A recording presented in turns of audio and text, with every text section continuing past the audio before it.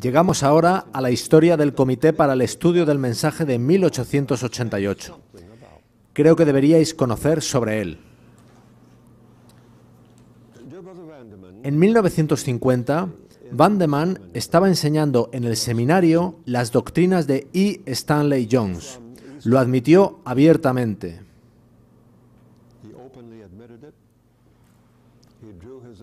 Aquella ilustración sobre la señora que ponía su moneda en la ranura en la Exposición Universal de 1933 venía directamente de E. Stanley Jones. Recordad que E. Stanley Jones fue el gran misionero metodista en la India. Fue un hombre maravilloso. Escribió muchísimos libros. Escribió un libro titulado El camino al poder y al equilibrio, que fue bestseller en 1951. Era un libro devocional para cada día del año.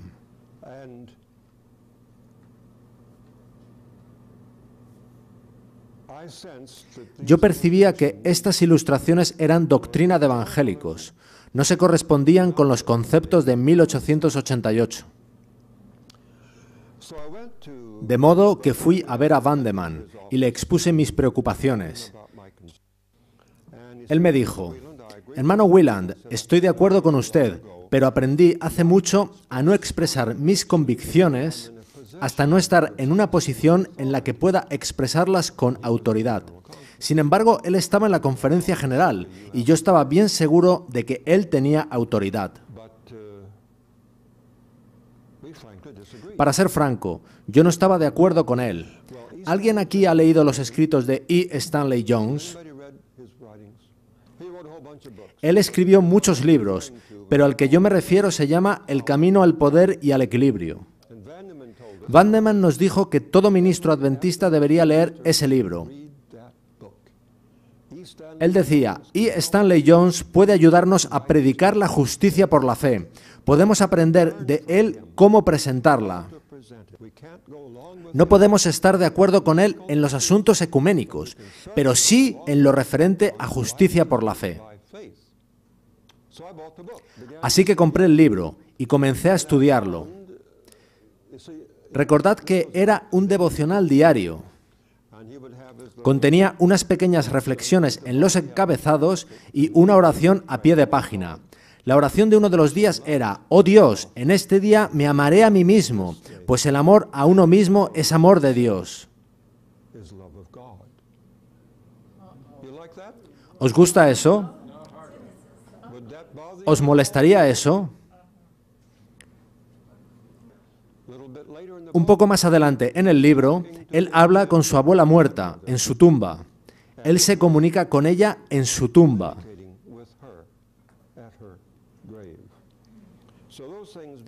Así que esas cosas me molestaron, de modo que protesté y fui al hermano George. Pero él no me escuchó. Estaba en total desacuerdo conmigo. Me dijo: yo creo en E. Stanley Jones. Él hace la obra correcta. Pienso que él entiende correctamente la justicia por la fe. En cambio, yo creía firmemente que E. Stanley Jones estaba predicando mera doctrina de evangélicos, que es una parte de Babilonia, la cual ha caído, y que nosotros no teníamos por qué ir a E. Stanley Jones a aprender cómo predicar el evangelio de la justicia por la fe. Y pensaba en todos los jóvenes ministros que estaban en el seminario y a los que se les enseñaba aquello.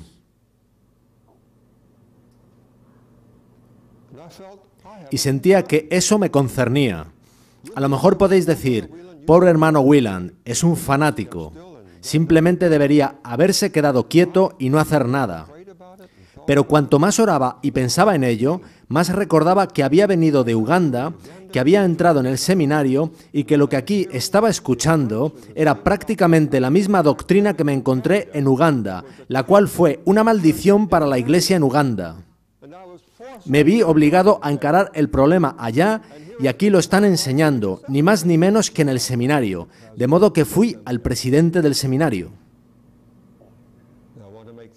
Hay algo que quiero dejaros muy claro. Yo no fui a los otros estudiantes, no hablé con ningún otro estudiante. Fui primero a George Vandeman. Al no conseguir nada con él, fui derecho al presidente del seminario. Yo solo.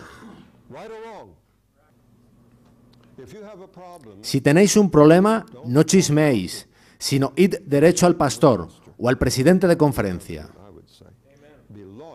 Sed leales a la organización de esta iglesia. Yo fui leal porque fui a la autoridad apropiada. De modo que le expliqué al presidente del seminario mi preocupación. Y le dejé claro que no había hablado a ninguno de los estudiantes, sino solo a él. Él me dijo: hermano Wieland, no creemos que usted sea parte del seminario. Debería emplear su tiempo cogiendo conchas del océano. No debería emplear su permiso en estudiar. Eso es un error por su parte. Hoy mismo voy a expulsarlo del seminario. Y lo hizo. De hecho, allí mismo me dijo: venga conmigo en mi coche, iremos a su apartamento. Contaré todos los platos, tenedores, cuchillos, cucharas y demás. Luego desaloje su apartamento hoy mismo. Fue así, ni más ni menos. Yo le dije: querido pastor, ¿cuál era su nombre? No lo recuerdo ahora mismo. Yo no estoy para nada en contra del seminario en aspecto alguno. Simplemente le he mostrado a usted mi preocupación de que lo que estamos escuchando como justicia por la fe no es lo que el Señor nos dijo en 1888. Él dijo: no, hermano, simplemente no podemos tenerlo aquí. Así que contó todos mis tenedores, cucharas, platos y demás e hice mi maleta. Mi esposa estaba en Tennessee. Tenía malaria, no podía estar conmigo. Estuve toda la noche llorando y llorando.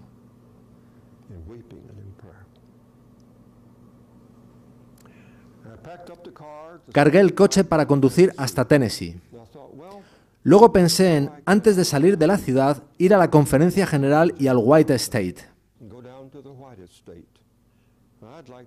Quería saber lo que verdaderamente decía Ellen White sobre 1888, pues en el seminario enseñaban que nuestros hermanos aceptaron el mensaje en 1888, que lo teníamos desde entonces como nuestra firme posesión.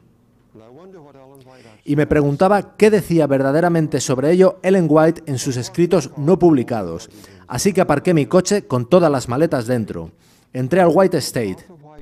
El pastor Arthur White estaba en Sudamérica, pero el pastor Robinson estaba allí, D.E. Robinson. Él me dijo: ¿qué puedo hacer por usted?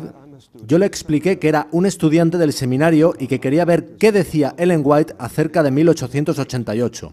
Él me dijo: bueno, ese es un asunto muy sensible. No solemos dejar entrar para leer sobre eso. Algunos pueden malinterpretar.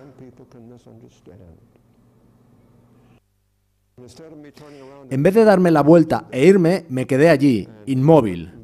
Fue un poco embarazoso y él me preguntó por qué quería saberlo. Yo le expliqué que había escuchado en el seminario versiones contradictorias acerca de 1888.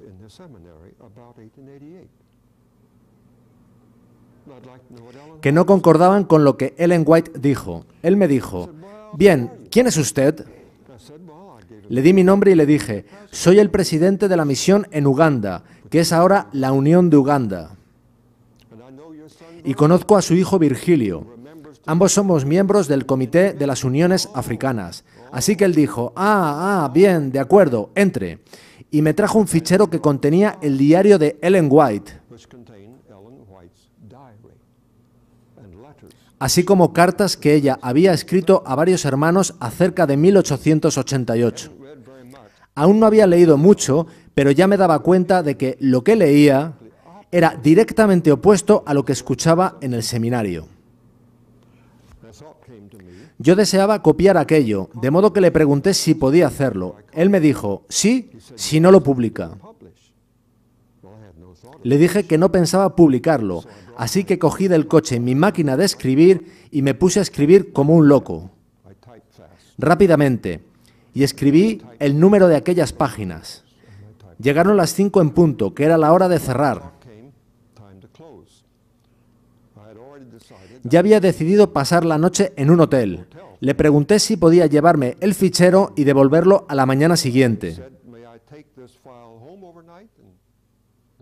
Él me dijo que no, que tenía que devolverlo a la caja fuerte, pero que podría continuar a la mañana siguiente. Así que dejé allí mi máquina de escribir, fui a un motel y regresé a las 8 en punto de la mañana, y él me dijo: lo siento, cometí un error, ayer le di el fichero equivocado. Pero si quiere escribir más, hay otro fichero sobre 1888. Y ese fichero resultó ser el texto mecanografiado del libro Testimonios para los Ministros.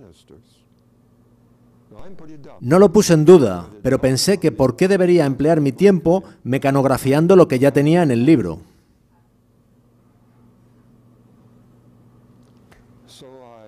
Así que le di las gracias y le devolví el fichero. Él no me pidió mis anotaciones, de lo cual estoy muy agradecido, porque esas anotaciones están en este libro, 1888 reexaminado. En febrero de 1950, el hermano Vandeman escribió un libro en el que analizaba el último libro de E. Stanley Jones. En él urgía a los ministros adventistas de todo el mundo a conseguir ese libro de E. Stanley Jones, asegurando que les ayudaría a comprender y predicar la justicia por la fe. Yo me preocupé y, por supuesto, le escribí.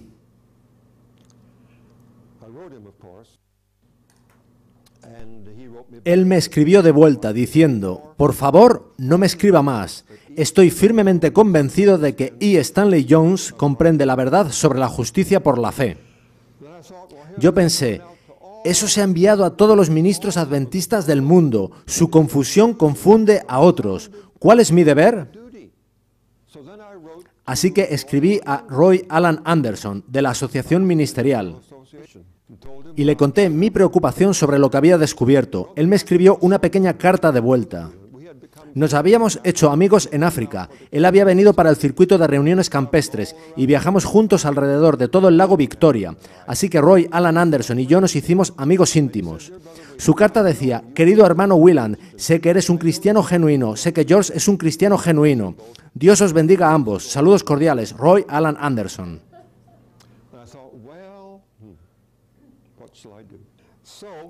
Así que escribí al presidente de la Conferencia General, el pastor J.L. McElhaney.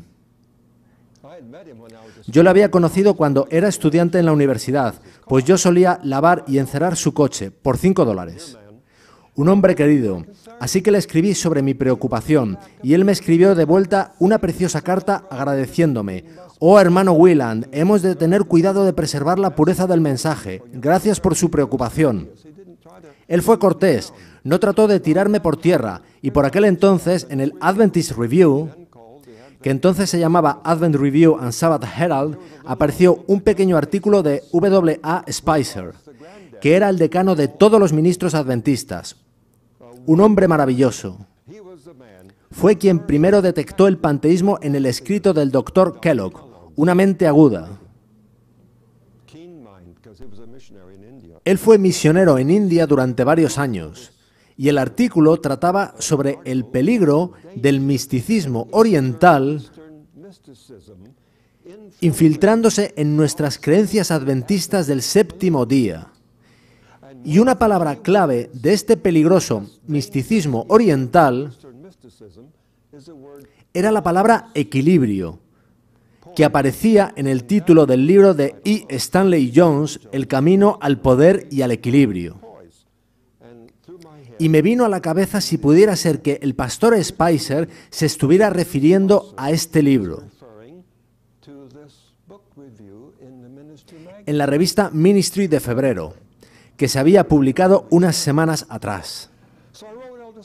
Así que escribí al pastor Spicer exponiéndole mi preocupación, y él me contestó con una carta manuscrita en la que decía: querido hermano Wieland, gracias a Dios, tengo las palabras memorizadas. Gracias a Dios que usted ha visto el mal que hay en ese libro. Yo pensaba que Jones trataría de encubrirlo. Considero que E. Stanley Jones está realizando la peor de las labores de todos los obreros religiosos modernos. Si otros protestaran, tal como ha hecho usted, ello podría hacer algún bien. Saludos cordiales, W.A.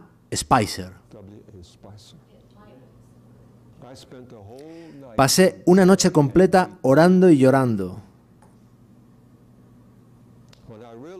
Cuando me di cuenta de que las convicciones más profundas de mi corazón eran contrarias a las de los hermanos. Yo oraba diciendo, oh Señor, he de ser sincero, dime si lo que estoy viendo es verdad.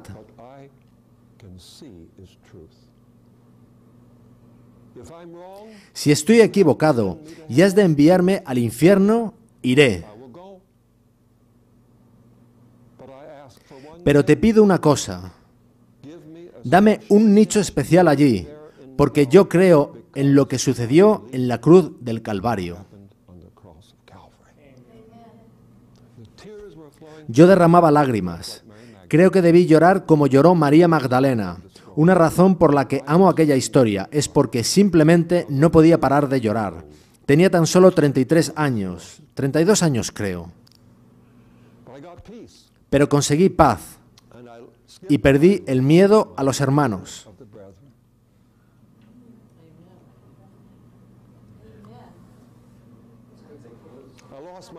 También perdí mi miedo a vosotros, chicos. Y cuando W.A. Spicer, el gran decano de todos los antiguos presidentes de la Conferencia General, me mostró su respeto y se posicionó conmigo, creo que aquello me infundió valor.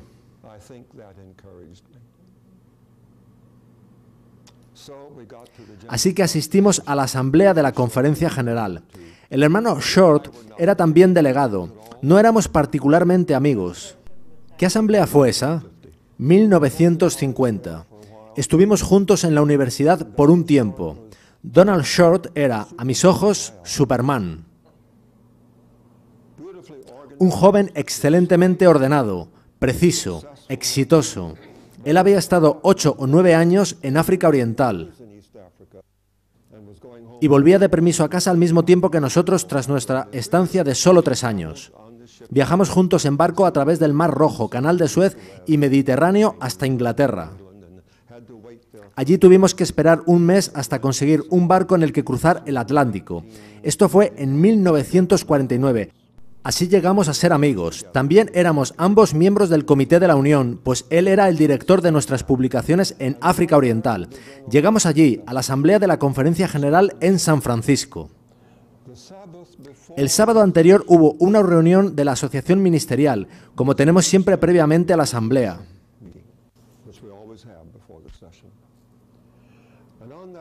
Y ese sábado, L.K. Dixon, vicepresidente de la Conferencia General por entonces, se levantó y dijo: la próxima semana, en nuestra asamblea, hemos de hacer un giro correcto, así como lo hicimos incorrecto en 1888. Me dije, amén. Por supuesto, nadie me oyó en medio de aquellas 20.000 personas, pero estaba feliz de oír aquello. Entonces se levantó otra persona de la Conferencia General y dijo: queremos que todos los que estáis aquí os abráis y nos contéis lo que creéis, cuáles son vuestras preocupaciones. Orad con nosotros para que el Señor bendiga esta asamblea y abrid vuestros corazones a nosotros. Ellos pusieron un micrófono y todo aquel que quería dar un testimonio tenía que bajar y coger el micrófono. Pero, dado que solo se disponía de 5 o 10 segundos para hablar, lo más que se podía decir era algo como: estoy muy agradecido de estar en esta asamblea de la Conferencia General, que el Señor la bendiga, amén. Y entonces te ibas. Eso era todo lo que podías decir. Yo pensaba en cómo podría hacer para ir a ese micrófono y mantener a aquellas personas escuchándome al menos una hora mientras les explicaba mis preocupaciones. Sabía que no podía hacer eso. Era absurdo ir y simplemente decir: hermanos, oren por mí, estoy contento de estar aquí. Cuanto más oraba por el asunto, más pensaba en ello. Fuimos a todas las reuniones de la preasamblea, que se titulaba Predicación centrada en Cristo. Y al escuchar atentamente, me di cuenta de que lo que se estaba predicando era doctrina de evangélicos.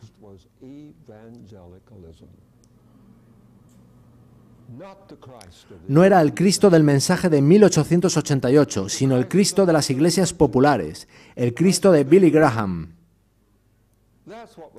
Eso es lo que se estaba predicando. Yo pensé para mí, así no se va a concluir la obra de Dios. Hemos de encontrar al verdadero Cristo y presentar el mensaje que Dios nos dio.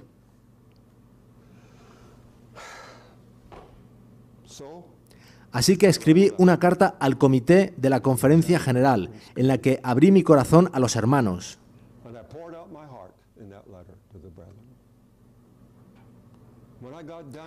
Cuando la había escrito, me sentí como comentaba antes. ¿Me estoy equivocando? ¿Soy un fanático? ¿Soy un loco? Pensé que no osaría enviar esa carta hasta obtener el consejo de alguien. ¿A quién podría enseñársela? Pensé en el presidente de mi división, pero me di cuenta de que ni la leería. Me diría, calla, chaval. Él era un amigo personal, un hombre maravilloso. Fue él quien me designó como presidente de la misión para Uganda. También pensé en Roy Alan Anderson, pero luego consideré que no tendría tiempo para hablar conmigo. Me hubiera dicho algo como, hermano Wieland, conozco su verdadera pregunta, todos tienen razón, así que Dios os bendiga. Entonces pensé en una persona que podría tomarse el tiempo para leer la carta, alguien en quien podría confiar. Le dije, Donald, lee esta carta y dime a la cara si estoy loco.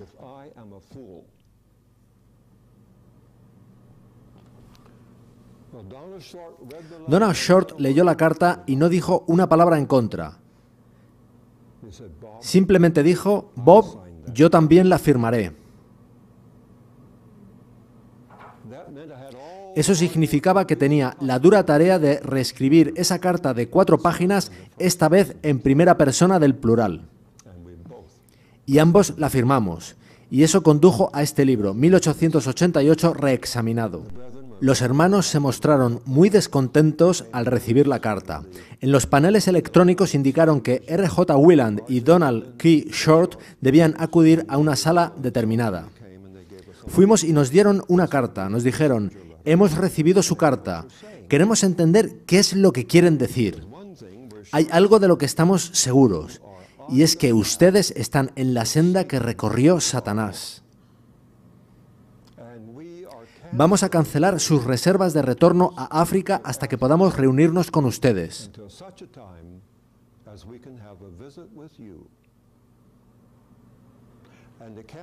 Ya han comenzado las reuniones campestres, de modo que no podremos juntarnos con ustedes hasta el 16 de septiembre.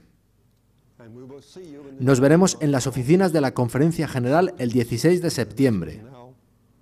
Estábamos a primeros de junio por entonces. De vuelta a casa desde San Francisco, conducíamos por separado, ambos tomamos conciencia de que algo tendríamos que argumentar. Nuestras vidas estaban en la encrucijada. Sabíamos que la idea era despojarnos del ministerio a menos que presentásemos algo claro. Así que, para defender nuestras vidas como ministros adventistas, cuando regresamos a casa, yo a Florida y Donald Short a Tacoma Park, pues él estaba aún en el seminario al no haber sido expulsado como yo, juntos redactamos un manuscrito titulado 1888 reexaminado. Tenía 202 páginas y más de 500 pruebas documentales de Ellen White.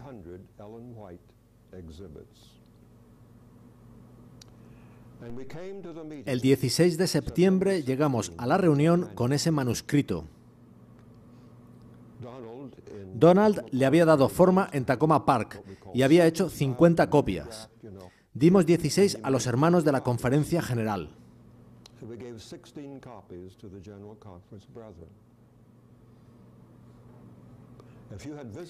Si hubierais visitado las oficinas de la Conferencia General durante la semana siguiente, habríais visto hermanos leyendo el manuscrito por todo el edificio.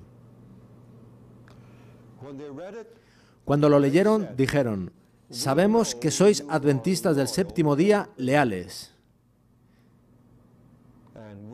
y hemos aprobado vuestro retorno a África como misioneros.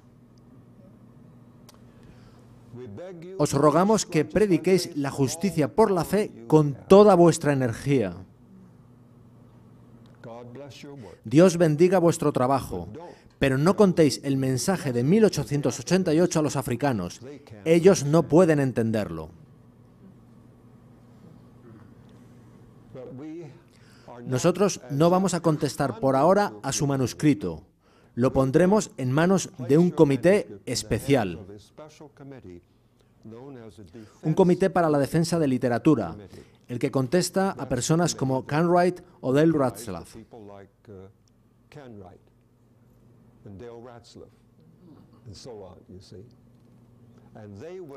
El comité les enviará su informe a su debido tiempo.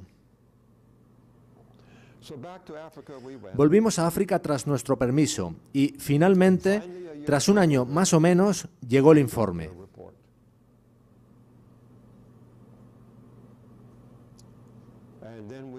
Escribimos la respuesta al informe y estuvimos intercambiando correspondencia durante años. El hermano Short y yo nos dimos cuenta de que somos muy mortales. El pastor Short está muy enfermo actualmente. Yo no lo estoy, gracias al Señor. Espero no estarlo. Pienso que no lo estoy, pero podría ser, no lo sé. Pienso que estoy bien. El caso es que pensamos en la posibilidad de que pudiésemos morir. Yo aún abrigo la bendita esperanza de ver a Jesús viniendo en las nubes de los cielos.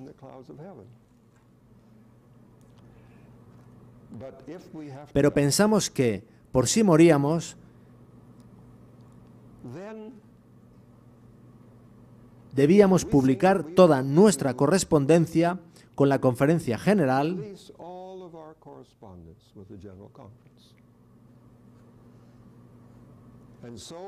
de modo que fotocopiamos todas nuestras cartas desde aquella primera dirigida al Comité de la Conferencia General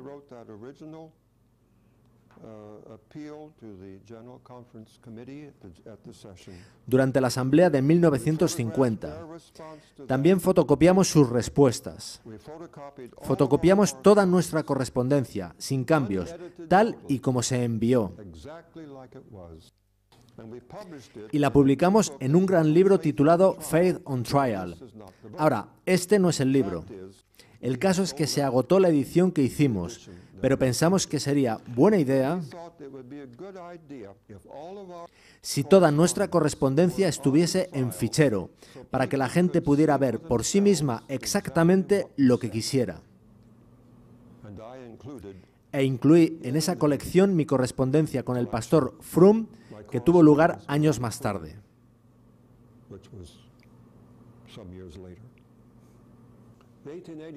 El Comité para el Estudio del Mensaje de 1888 comenzó de esta manera en 1950, cuando escribimos este manuscrito original que entregamos a los hermanos.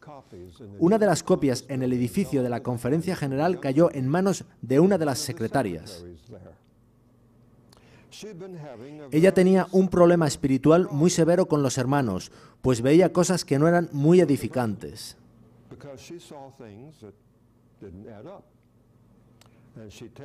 Ella contaba cómo, cuando caminaba por la acera en Takoma Park y se aproximaba un caballero de la Conferencia General, ella cruzaba la calle para evitar encontrárselo.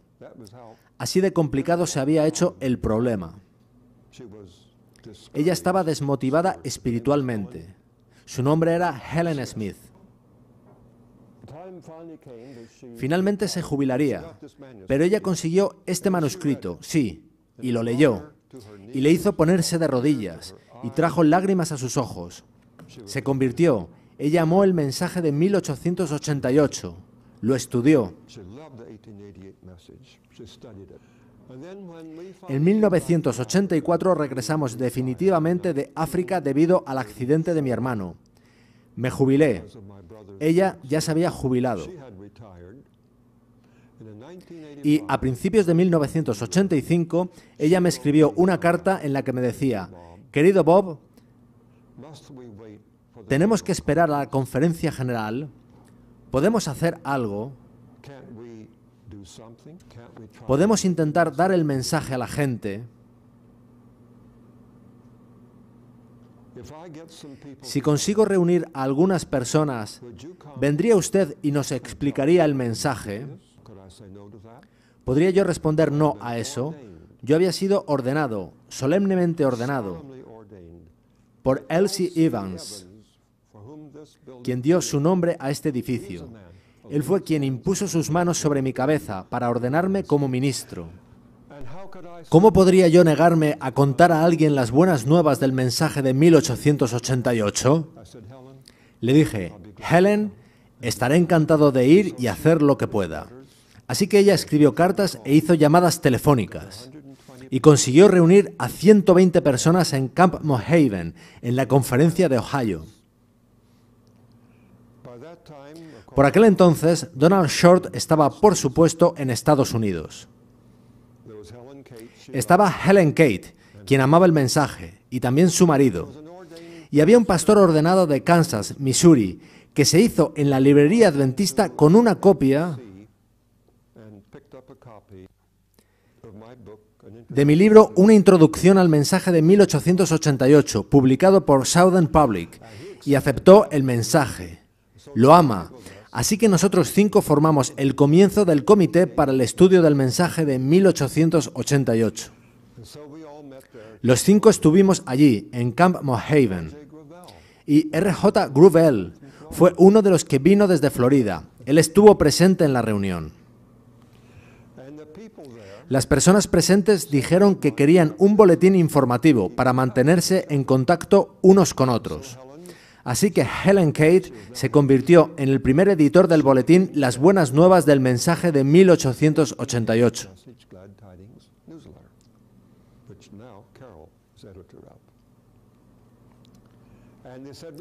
La gente pidió tener una nueva reunión, de modo que Helen solicitó a la conferencia de Ohio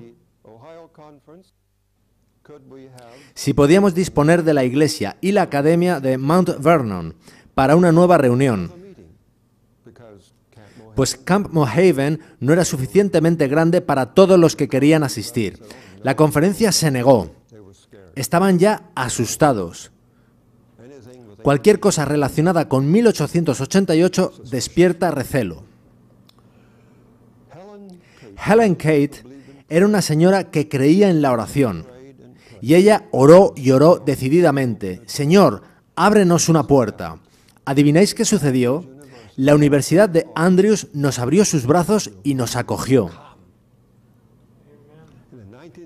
En 1986 tuvimos en Andrews lo que se llamó una conferencia nacional sobre el mensaje de 1888. A ellos les gustó y nos pidieron que volviéramos al año siguiente, así que volvimos en 1987 y varios años más. Entonces pensamos que no debíamos confinarnos a la Lake Union, así que intentamos en más sitios. Y así fuimos invitados al Southern College, y después a la Sierra, después al Union College, después al Pacific Union College, también al Atlantic Union College, y creo que también tuvimos una en Canadá. Recorrimos todas las universidades salvo la Southwestern University, pero estamos agradecidos de estar esta vez aquí. Y todo esto os pone bastante al día acerca de la historia del mensaje de 1888.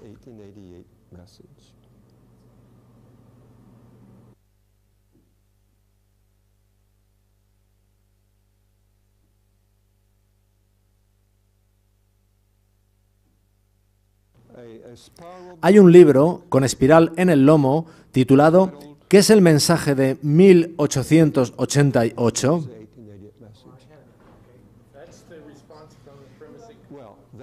Es nuestra respuesta a su respuesta, pero su respuesta también fue publicada. De hecho, nosotros la publicamos. Probablemente la podéis obtener de la conferencia general a través de Internet. Escribieron una respuesta muy extensa.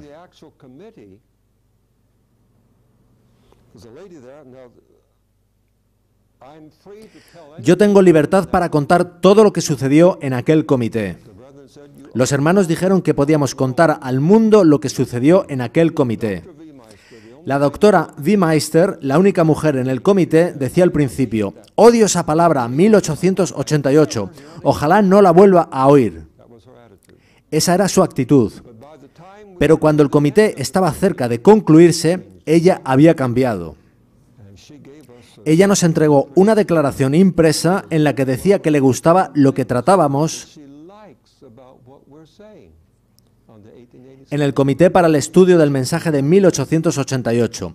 Ella se hizo verdaderamente nuestra amiga. El informe hubiera sido favorable de no haber sido por tres cosas. La primera fue que el presidente de la Conferencia General, el pastor Falkenberg, fue obligado a dimitir. Él fue quien inició el comité. Él fue quien me dijo, son palabras literales: quiero que sepas que creo este mensaje de 1888 con todo mi corazón y quiero que la Conferencia General lo proclame y sacarte a ti de la escena. A lo que yo le dije, amén, hermano. Si la Conferencia General proclama este mensaje, estaremos contentos de desaparecer. De hecho, en nuestros estatutos fundacionales dice, si la Conferencia General prueba que estamos equivocados, o si ésta pasa a encargarse de la proclamación del mensaje, se transferirán nuestros activos a la Conferencia General. Eso está en nuestros estatutos fundacionales. Nosotros queremos que la Conferencia General proclame el mensaje. La segunda fue que el presidente del comité, Calvin Rock, nos abandonó casi al final.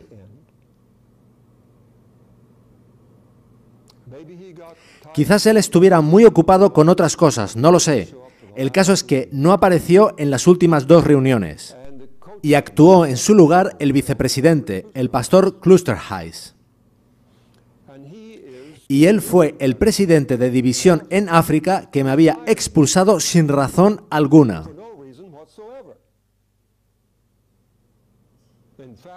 De hecho, el director de publicaciones de la división en África, con el que había trabajado allí, pues mi trabajo era escribir libros para los colportores africanos, me dijo, esto es una obra del diablo.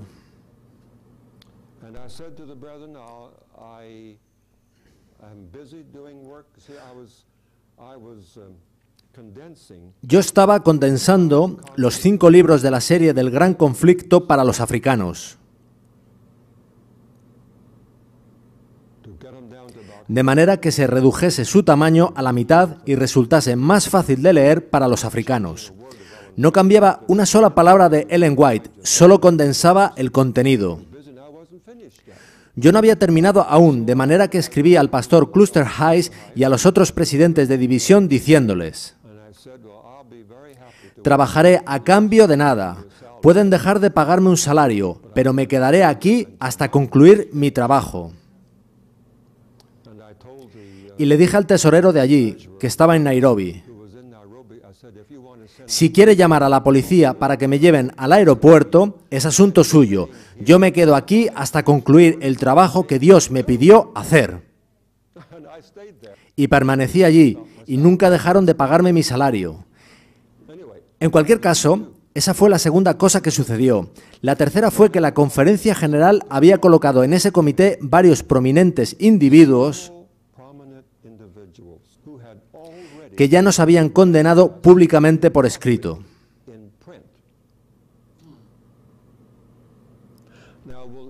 Ahora, ¿hay algún juez que daría por bueno a un jurado que ya ha condenado al acusado?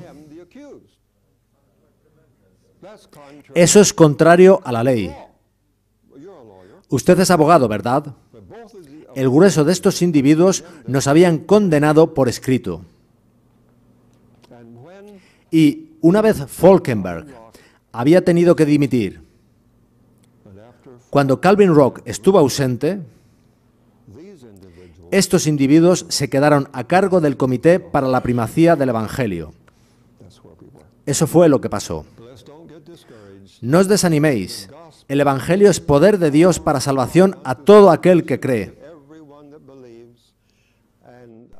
Y yo tengo esta firme convicción.